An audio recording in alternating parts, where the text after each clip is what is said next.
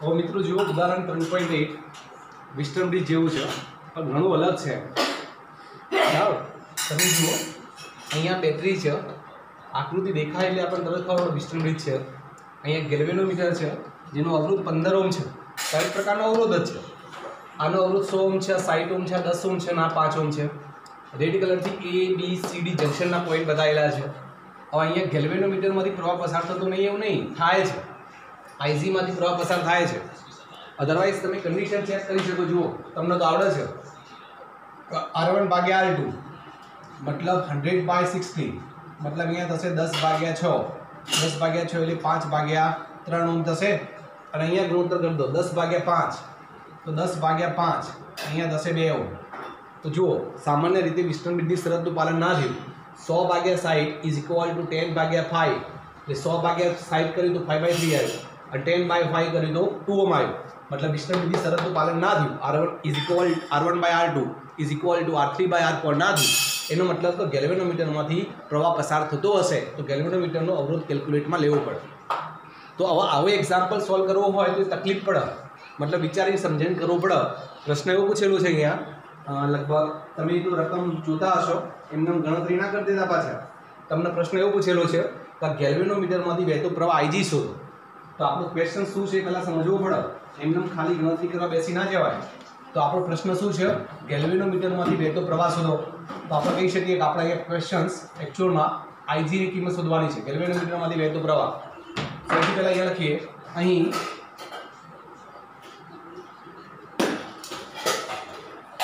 વિસ્ટર્ન બ્રિજની શરતનું પાલન થતું નથી, આથી આ બ્રિજ સંતુલિત અવસ્થામાં નથી। જો સંતુલિત અવસ્થામાં હોત મતલબ આ અવરોધ ભાગ્યા અવરોધ અને આ અવરોધ ભાગ્યા અવરોધ હોત તો ગેલ્વેનોમીટરમાંથી વહેતો પ્રવાહ IG કેટલું લખી દો, ડાયરેક્ટ 0, કેટલું લખો 0 એમ્પિયર, પણ એ છે નહીં એટલે એવું તો વિચારવાનું આવતું નહીં આપણે। તો આપણે એના સિવાયનો ઓપ્શન વિચારવો પડે। તો હવે સોલ્યુશન કરવા માટે તમારી પાસે બીજો ઓપ્શન કયો છે, તો તમારે કિર્ચોફના નિયમના આધારિત વાત કરવી પડે।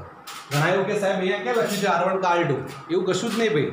ટૂંકમાં આ બેનો ગુણોત્તર બરાબર આ બેનો ગુણોત્તર થવો જોઈએ, અથવા આ બેનો ગુણોત્તર બરાબર આ બેનો ગુણોત્તર થવો જોઈએ, બરાબર આ બેનો ગુણોત્તર બરાબર આ બેનો ગુણોત્તર, અથવા આ બેનો ગુણોત્તર બરાબર આ બેનો ગુણોત્તર। સમીકરણમાં R1/R2 આવું હતું ને આપણે, R1/R2 = R3/R4, તો R3 આ બાદ લાવી દો અને R2 આ બાદ લાવી દો, ફરક શું પડે, કશું જ ના ફરક પડે। મતલબ આનો બે ગુણોત્તર અને આનો ગુણોત્તર અથવા આનો ગુણોત્તર અને આનો ગુણોત્તર ઇક્વલ થાય તો જ વિસ્ટર્ન બ્રિજની શરતનું પાલન થાય। જો તું થોડી પ્રેક્ટિસ કરશો આઈડિયા આવી જશે, ખાલી સમીકરણ લખી દઈએ વાત પતી ના જાય। હવે અહીંયા એક્ઝામ્પલની અંદર આપણે સોલ્યુશન કરવું હોય તો આપણા પાસે સેકન્ડ ઓપ્શન કિર્ચોફનો નિયમ છે, તો કિર્ચોફના નિયમના આધારિત જો એપ્લાઇડ કરશો તો IG મળી જશે। તો કિર્ચોફનો નિયમ અહીંયા એપ્લાઇડ કરવો હોય તમારે સામાન્ય રીતે ઓછામાં ઓછા 3 લૂપ તો લેવી જ પડે। તો આપણે શરૂઆત કરીએ, જુઓ સૌથી પહેલાં એક લૂપ લઈ લઈએ, અહીંયાથી હું સ્ટાર્ટ કરું, એક BADC એક આર્ય લૂપ લઈ લો, BADC વાળી, બીજી લૂપ આર્ય લઈ લઈશ, BBCB એક આર્ય લૂપ લઈ લઈશ, અને ત્રીજી લૂપ ADC અને બેટરી સાથેની એટલે કે આર્ય લૂપ લઈ લઈશ। 3 લૂપ લઈને કિર્ચોફનો નિયમ એપ્લાય કરીશ। સૌથી પહેલા BADB આ 3 જે બ્રાન્ચ છે એટલે કે આ જે લૂપ છે ત્યાં કિર્ચોફનો નિયમ લાગુ પાડીએ। ચલો ફટાફટ કરીએ। જો B થી એટલે તમારી મુસાફરી આમ છે, એટલે તમે પ્રવાહની આમ જાય છે, તમે પ્રવાહથી વિરુદ્ધ દિશામાં જાઓ છો, તો આપણે શું લખીએ 10 100 I1 પોઝિટિવ આવો, પછી તમે આમ જાઓ છો, પ્રવાહ આમ જાય છે એટલે નેગેટિવ આવો, તો પ્રવાહ I2 છે અને અવરોધ 60 છે એટલે 60 I2 = પછી તમે આમ જાઓ છો, પ્રવાહ આમ આવે છે ઓપોઝિટ દિશામાં છે એટલે પ્લસ આવશે, પ્લસ 15 IG = 0, બરાબર। હવે અહીંયાથી શું કોમન નીકળે તરત ખબર પડે તમને, 5 કોમન કાઢી નાખો તો અહીંયા 20 × 5 = 100 એટલે 20 I1 થશે, અહીંયા 5 કાઢશો તો 1 × 60 એટલે પ્લસ 13 થશે, 20 I1 60 I2 15 IG 1 × 60, okay 13 I2 થશે, નેગેટિવ આવશે સોરી, ઓકે અને 15 5 × 15 એટલે કે 3 IG = 0 થશે। તો તમારું પહેલું સમીકરણ 20 I1 + 13 I2 plus 3IG is equal to 0 મળશે. BADB 100I1 60I2 15IG બરાબર 0 ના આધારિત જે સમીકરણ મળે છે એ આ રીતનું સમીકરણ અવેલેબલ છે. 3IG minus 12I2 12 સોરી આ -12 થશે 13 × 65 થશે. ઓકે સોરી થોડી ડિસ્ટર્બન્સ ના લીધે નો પ્રોબ્લેમ. ચલો સમીકરણ 1. अब એ જ રીતે બીજી લૂપ લઈ લઈએ. આ રહી એક B થી D B થી C C થી B. તો બીજી લૂપ લઈ લઈએ B થી B B થી C C થી B. હવે તમે જાતે પ્રયત્ન કરી શકો છો. તમારી મુસાફરી B થી D છે, પ્રવાહ પણ એ દિશામાં છે. તો આ અવરોધના બે કેલોમીટરના બે છેડા વચ્ચેનું સ્થિતિમાન સૂત્ર IR થાય ને. I એટલે IG અવરોધ 15 પણ નેગેટિવ આવશે. મતલબ અહીંયા શું લખશું -15 IG. પછી તમે અહીંયાથી આમ જશો બરાબર. એટલે પ્રવાહની દિશા અને મુસાફરીની દિશા કોમન થશે એટલે માઇનસ થશે 5I2 પ્લસ IG. અને પછી તમે આમ જશો જુઓ પ્રવાહ વિરુદ્ધ દિશામાં છે પ્લસ થઈ જશે આપણું. પ્લસ અવરોધ 10 ઓહ્મનો છે પ્રવાહ છે I1 minus IG is equal to 0. Solution કરો જુઓ. અહીંયા સોલ્યુશન કરશો એટલે -15 IG થશે. Okay -5I2 -5 IG plus 10I1 -10 IG is equal to 0.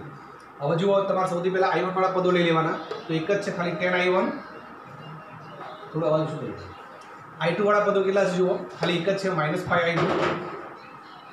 અને IG વાળા જુઓ 15 ને 5 15 5 20 10 30 એટલે -30 IG is equal to 0.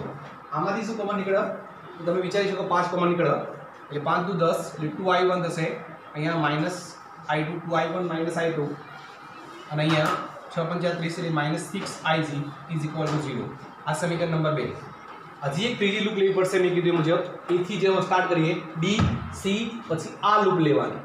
Okay તો હું અહીંયા ત્રીજી લૂપ પણ લખી દઉં જુઓ A થી B C E A આ લૂપ પર નીકળીને આવવું પડે તો તમારી દિશા અને પ્રવાહની દિશા સરખી છે. માઇનસ આવશે -16I2. અહીંયા પણ પ્રવાહની દિશા તમારી દિશા કોમન છે એટલે -5I2 પ્લસ IG. પછી અહીંયા બેટરીના નેગેટિવ ને પોઝિટિવ શબ્દ છેલ્લો આવે +10 is equal to point E આગળ આવી ગયેલી 0. સાદુરૂપ આપી દો આનું પણ -16I2 -5I2 -5IG plus 10 is equal to 0. આ બધી પર કોમન શું નીકળશે 5 નીકળશે ને. એટલે તમે અહીંયા આ જે લૂપ છે એમાં સાદુરૂપ આપશો તો 13I2 ચિહ્નો પણ બદલી નાખવું જોઈએ તકલીફ ના પડે. પ્લસ આ બંને 65 એટલે 65 થશે ને અને પ્લસ 5 નીકળી જશે એટલે ફક્ત ઓનલી IG. ઓકે અને આ 10 પેલી બાજુ જશે એટલે -10 થશે. ચિહ્ન બદલીશ એટલે +10 થઈ જશે અને એમાંથી 5 કાઢી નાખીશ એટલે 2 વધશે. સમીકરણ નંબર 3. તો મેં 3 સમીકરણ લખી દીધા. જો 1 2 3 લૂપ એપ્લાય કર્યા બાદ આ 3 સમીકરણ લખી દીધા. હવે આપણે અહીંયા સાદુરૂપ આપવામાં થોડું ધ્યાન રાખવાનું જુઓ. આપણો મેઇન એમ શું છે? આપણો મેઇન એમ IG શોધવાનો છે. IG કેવી રીતે શોધી શકીએ જુઓ તો સમીકરણ 2 છે ને એનું કામ કરો. સમીકરણ 2 ને 10 વડે ગુણી નાખો અને 10 વડે ગુણી અને એનો સરવાળો એક સાથે લઈ લો. 10 × 20 I1 એટલે I1 ઉડી જશે એટલે I2 કરતા થઈ જશે અને I2 ની કિંમત અહીંયા મૂકી દેશો એટલે IG મળી જશે. એકદમ ઈઝી થઈ જશે. તો એક કામ કરો જુઓ સમીકરણ 2 ને 10 વડે ગુણવાનું પછી સરવાળો લેવાનો કોના સાથે સમીકરણ 1 સાથે. ચલો આપણે કરી લઈએ અને 10 વડે ગુણી નાખીએ તો જુઓ 10 × 2 કેટલા થશે 20I1. ઓકે આનો 10 વડે ગુણાય લઈ -10I2 અને આનો 10 વડે ગુણાય લઈ -6IG ઇઝ ઇક્વલ ટુ 0. અને આનો સરવાળો સમીકરણ 1 સાથે એટલે અહીંયા 20I1 -12I2 નો પ્રોબ્લેમ અને અહીંયા +3IG ઇઝ ઇક્વલ ટુ 0. अब सरवाળો લેવામાં તો તકલીફ પડશે. સરવાળો નહીં એકચ્યુઅલમાં બાદબાકી લેવી પડશે.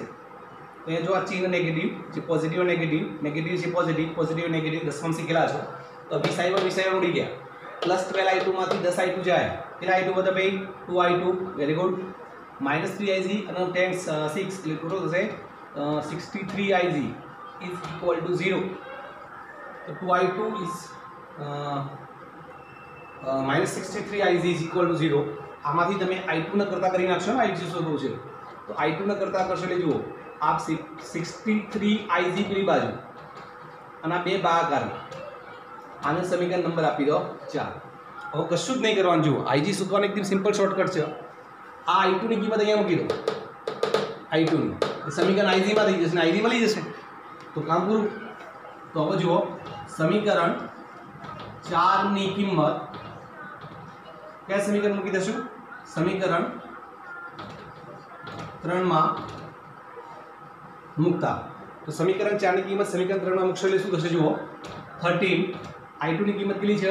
16/2 Ig, okay, plus Ig by 2, okay. હવે અહીંયા લસા કેટલો આવશે? જુઓ 2 તો 13 × 63 Ig, અહીંયા લસા આવશે 2 Ig અને આ બાજુ પણ 2 × 2 4 હશે. તમને અહીંયા Ig ની કિંમત શોર્ટ આઉટ કરી શકો. આ તો ઇઝી સાદુરૂપ છે. Ig ની કિંમત તમારે લગભગ 4.87 મિલી એમ્પિયર આવે છે. મિલી એમ્પિયર ધ્યાન રાખજો, 4.87 મિલી એમ્પિયર આવશે. તો તમે શોર્ટ આઉટ કરી શકો છો. આમાં અઘરું નહીં. તો આ રીતે આ એક્ઝામ્પલ ગણી શકાય છે. તો એક ઇમ્પોર્ટન્ટ એક્ઝામ્પલ છે. Is a very important example. આવડતો હોવો જોઈએ બરાબર. એ વિસ્તરણની શરતનું પાલન નહીં થતું છતાં પણ આપણે અહીંયા ગેલ્વેનોમીટરમાંથી વહેતો પ્રવાહ શોધી શક્યા. તમે જો ચાહો તો i1 i2 એ શોધી શકો. Ig ની કિંમત મળી જાય તો i2 મળી જાય, અને i2 મળી જાય તો અહીંયા i2 મૂકી દો, Ig મૂકી દો, i2 ને Ig મૂકી દો એટલે i1 મળી જાય. તો એકદમ ઇઝી સાદુરૂપ છે. Best of luck. હવે બંધ કરવું ચાલુ રાખો.